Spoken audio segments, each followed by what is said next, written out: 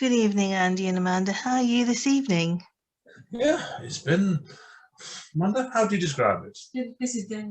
Yeah, because as I told you off mic before, Colleen, obviously following what we did last week, we've been over today to look at where we're going to get married in a couple of months' time. Because anyone's wondering, it's part of South Manchester called Sale Town Hall, Sale Register Office. Because legally, with us living in East Manchester, we have to give notice to the local register office where we are that we're getting married in another area. And we did that last Thursday, Colleen. And I got to tell you, Colleen, it was an experience, that was. Wasn't it, Amanda? Yeah, it was like Mr. and Mrs., the TV show. Yeah. And you know what they're doing, Colleen? This is really fun bit, this. Amanda, tell Colleen about the one slip-up you know they made. Well, they took us into the room separately and they was asking us questions about each other. And then she was judging me because I couldn't remember his birthday. And then we managed to work it out from his age, the birth year. That's why. So I got Amanda's date wrong by one day. Then you let me off on that. But yeah, but it's something to bear in mind, everybody. If you're going to get married, and you're like just a registry office, I think what they're looking at, Colleen, is they're looking at a lot like stopping fraud and stuff like that. So they're asking me to confirm an awful amount of information about Amanda. Pretty straightforward, as Amanda with me. So then we've been over today to look around. We're going to get married, and it's tiring. It's absolutely. I've had a lot of rain today, Colleen, in London, by the way. No, hardly any rain, but it's cloudy and it looks like it's we going to rain. We had a couple of really bad rainstorms today. We just absolutely threw it down big style a couple of times, and we got drenched a bit. So can't you take papers in with your notes on it, written all the information that you have about each other? Could have done, Colleen. Yeah, but then she'd wonder why you're reading it from paper. Yeah, that's the thing with they might accuse you of being fraud. I think register officers they're looking for stop people from doing fraud. Like people stop getting married to each other that day, they know each other and stuff like that. So that's what I think they're doing a lot of the time. It was an interesting experience, to put it bluntly to you. So that's why. So did you pass the test then? Yeah, passed it fine, Colleen. We've been winding up my family. We have a bit on back end of last week where we were telling them basically, I'm going to come Andrew Steele and Amanda's going to come Amanda N. Just to confuse my family. And the family are looking at me. No, you're not. No, you're not. And yes. And Amanda N. Yeah, that's a good idea. We could do that, couldn't we? So yeah, but I said it was there was an experience, certainly. So that's why. Now, Colleen, on a different note, you wanted to do some ghost stories today, didn't you? Yeah. Should we tell people our stories? I've got one. I know you've got one. Amanda, do you have any? No. The only ghost story Amanda knows is the one that haunts my life. She tells me. Yeah. That's why. So I'm going to go ladies first, Colleen. Your ghost story. A YouTuber bought a ghost town it's mining town called Cerro Gordo, and this July they bought it on Friday the 13th. He and one of his friends. The town was established in 1865. When I was watching the YouTube, I saw that it's scenic, it's beautiful, serene, and lovely. And they say the people that would be interested in it are those who like nature, zombie apocalypse, ghost stories, exploring, urban exploration, and anything to do with ghost. But when I saw it, it was really normal. It didn't seem scary to me. Oh yeah. No. It's a funny one, isn't it? When you look at stuff like that, what one person would term as creepy, another would count as normal, really. So that's part of that I said. So no, it's true. You don't know what you're gonna get sometimes. It's a real interesting one, Colleen. What do you think, Amanda? Yeah, it just depends, really. Yeah, it's a real. I said so definitely. That's a real curious, interesting one, Colleen. Would you like to know my story? Yeah, please. Right, I don't think I've said this story in the podcast before. I've got two actually, but I'll save one to next week. So, the one I was thinking was, I used to work over at, it's not product naming, because I used to work there. I used to work at the Co-op a couple of years, about 10 years ago now. I worked in their call centre selling home insurance, and I came pals with a lad there actually. And after we both left that call centre and went to work somewhere else, I get in touch with him and he invited me over for tea one time. And his family, it was him, his mum and dad, and his two younger brothers, all actually ended up moving to an area called Buxton. Now, have you ever been to Buxton, Colleen? No, I've only been to Stratford, Nice. down to Cambridge, Bath, all those places where you take students, but I haven't been anywhere else. Right, no, it's more towards on the board, like it's beyond Stockport, basically. It's a lovely area, it's a lovely little town. Well, I went down there to see him in his house, and as soon as I stepped in that front door and said, I kid you, Perry, you're not on this, I turned around and said to Ollie, said, someone's died in this house. I felt a shiver go straight down my back, I did. And then when I was on the loo, half an hour later, I saw 3 figures walk, 3 young girls, clearly young girls from the workhouse sort of days, walked straight past me.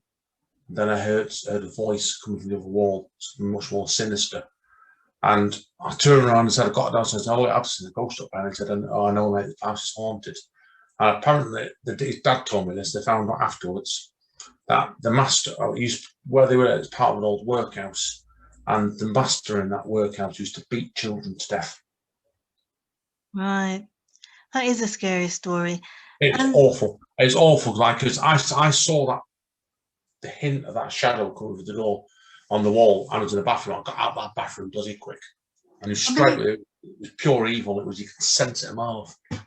I believe you, because I don't see figures, but I can see like black cats. Like if somewhere I'm somewhere, I can see something as a black something walking past, or something shadowy walking past. So yeah. I was in the pub after the interview with an actor who I know. We're sitting in the pub. I mean, he has to go off he has to go off quickly because he's very busy. So we just quickly had a drink. And as we were sitting there about 2 minutes into having a drink, and I was just looking at my phone, he was just talking perhaps and having a drink. I saw something shadowy walk past on the right, because we were sitting towards the window and the table is against the wall.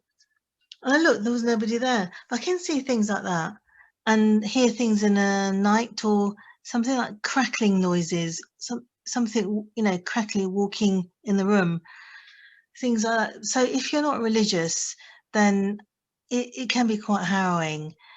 And yeah, I tend to pray with the rosary or something like that. But if you're religious, you know what I mean. You have to, like, daily, if you can. Yeah.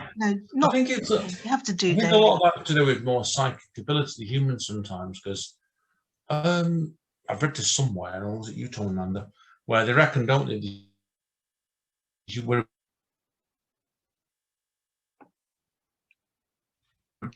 We're anything. Do we use like 15 or 20% of our brains, human brains, playing something? Yeah, exactly. I heard that children can actually see things that we can't, because they use their brains without realizing, without thinking about it. Yeah. And apparently this little young boy in Australia believes he's Princess Diana, and he didn't believe. I don't like saying sorry, he didn't believe, but he didn't believe it. His parents did research, because they were finding things that he said that didn't coincide with where they were. So he's in Australia. He knows everything about Windsor Castle and about Buckingham Palace. And the child tells them exactly certain things, like he has a sister called Jane, or he has a sister that they didn't think Princess Diana did have. And when they did the research, they found out she did have a connection with that particular girl or that particular person. Yeah, I've heard of that sort of thing before. When I saw him, I realised, yeah, he's not being imaginative. He's telling us what he really is seeing. Yeah, I've heard of stories out before where I want to know Amanda's opinion on as well. Where I've heard theories and said before now where they reckon sometimes ghosts are like, what's the word I'm looking for? It's not existing things, the snapshots. Like you see like silent films. Yeah. You can start like a fragment from that, and it gets trapped there for a reason. Something that emotion has not been dealt with. Exactly. Well, if they're trapped in a certain moment of their life or death or something. Yeah, Yeah. something's not been dealt with, whether it's a trauma or it's like there's something happened that hasn't been dealt with, and until I get there, I've heard this theatre before now, whether, and that's where you don't often hear, and Amanda is an example of the other case in this one, aren't you, Amanda, the ghost of me, where you hear ghosts going around and full conversations with people. You don't. Yeah. It's the seconds, not. That's why it's some sort of psychic energy. What do you think, Amanda? Then after writing your Ghost of Me book? Well, it's not fiction, is it? But I suppose it could be. There are some people that claim they can speak to ghosts. Yeah, that's why I've heard it before, and it seems to be very, very mixed whether they can actually do that or not. So, what do you think, Colleen? What, ghosts exist? Yeah. Yeah. I believe when I hear crackly sounds and I see little shadows walk past, and I can see something there, but it's not there, and then it suddenly disappears. I know that there is something out there that we don't universally believe, but it exists. By what you've said, what I've seen, what Amanda's written, yeah, I know it does. And if you're not the sort of religious person, it can be really harrowing. I'm telling you, the times when it will, like if I don't pray for a while, like I'm really busy, and I don't go to church every Sunday, these cracklings, they intensify to the point where you literally have to put your Bible next to your table, next to your bedside table. I have that anyway by my bedside table now as well. Yeah. No, it's interesting, Colleen. Yeah, no, I agree with you. It's going back to what was before. There's a lot we don't understand in this world, and our abilities. That's why, and it's going to be an interesting stage where society, I think, really over the lockdown has moved on probably 10 years. Whether this will be people free up people to explore our own psychic abilities more, it's a very, very interesting question. That's why I don't know on that one. So, Colleen, I've got a bit of an interesting stat for you as well on a different note as well. Thinking back to obviously about the virus, and this came up in a conversation with a friend of ours last week, Amanda Roy, didn't it? I don't know. About his Spanish flu.